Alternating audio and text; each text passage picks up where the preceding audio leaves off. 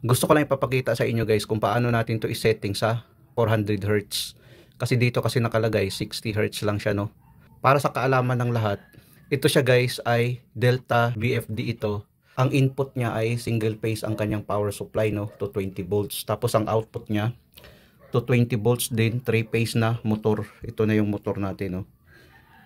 Kunting kaalaman lang para sa mga baguhan. Tapos guys, ito guys, nakalagay sa 60 Hz. Ito guys, tumatakbo na ito. Kung i-on natin to, gumagana na ito guys, no. Kung makikita natin. Ang motor natin, gumagana siya, no. Tapos kung i-reduce natin ang speed, nagre-reduce din ang speed niya, no. Kung makikita natin. Nasa 15 lang yung speed niya. Pag palakasan naman natin guys, lumalakas din, no. Kung maririnig natin, lumalakas din. Yan kasi, hanggang 60 lang ang hertz nito. Kung makikita natin hanggang 60 lang ang hertz niya, no. Ngayon, pwede natin to gawing hanggang 400 ang hertz. Patayin muna natin, namatay na yung motor, no. Pwede to magiging 400 ang hertz niya, ang maximum niya. I-setting lang natin dito, no. Tapos ilagay natin sa 1. Tapos setting natin dito. Tapos i-setting natin dyan, no. So bali 60, no. Pwede natin gawin yang, sabihin natin ilagay natin sa 100 muna. Ilagay natin sa 100, no. Tapos i-try natin.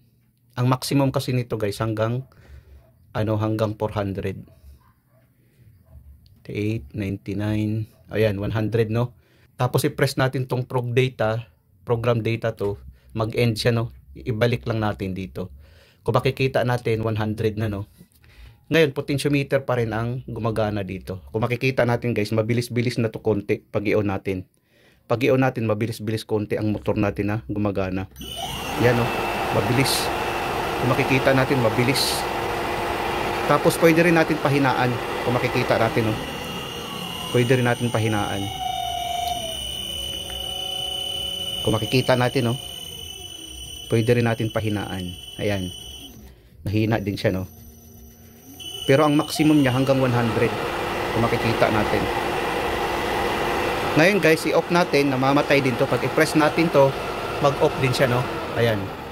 Nag-off din ang motor natin. Yan guys ay 100 yan. So gawin naman nating 200. I-program natin dito ulit. 1 pa rin, no. Ibalik natin ulit.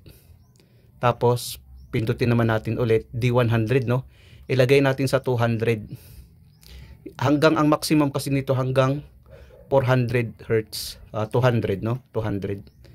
Ilagay natin sa 200. 200.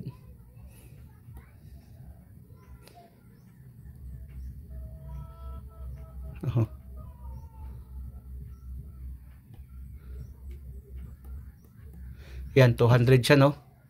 Ang kanyang hertz, try natin and tapos ibalik natin. 200 na, no. Kung makikita natin guys, mabilis na ito. Mabilis din ito, no, kasi naka 200. Potentiometer pa rin ang ating ginamit. Tingnan mo yung motor, mabilis ang ikot niyan. Ayan.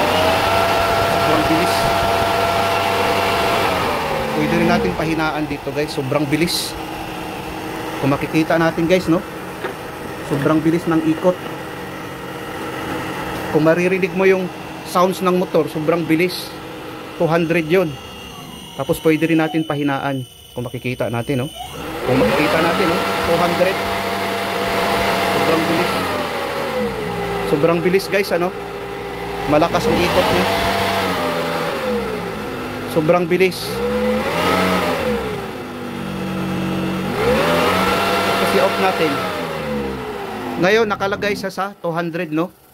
Nakalagay sa 200. Ngayon, i-try naman natin i-setting. Ilagay natin sa 300. Pindutin naman natin ulit. Ilagay natin sa 300. Hanggang 400 kasi ito guys. Sobrang lakas ng ikot niya. Ayan. 300, no. Ilagay natin sa 300. Ayan, 300. Ito guys, malakas ito.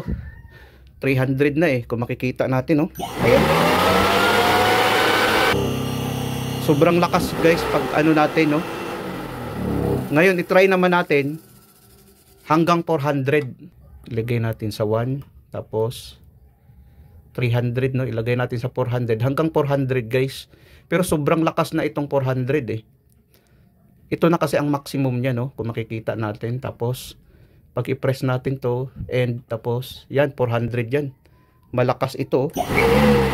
Kung makikita natin sobrang lakas na. Hanggang 400 lang siya guys no, ganun siya. Tapos ngayon, ito kasi potentiometer din ito. Makikita natin sobrang lakas. Ito guys, pinapakita ko lang guys no kung paano sa i-program, pero dapat nakalagay lang sa 60 lang. Sobrang lakas na kasi yun. Dapat nakalagay lang tayo sa 60 Hz. Kasi ang motor natin 50 hanggang 60 Hz. 50 hanggang 60 Hz no. Ilagay natin sa 60 Hz lang. 50 to 60 Hz lang kasi ang motor natin. Ganun lang dapat. Tapos yan lang dapat guys ilagay natin 60 Hz no, kung makikita natin. Pag i-on natin 60 Hz lang siya. Yan guys, pinapakita ko lang no kung paano natin gagamitin ang ating BFD, kung paano tayo mag set up hanggang 400 Hz ang kanyang maximum. So yun lang guys, sana guys nakapagbigay ito ng konting kaalaman sa mga baguhan. Maraming salamat sa inyo guys, hanggang sa muli.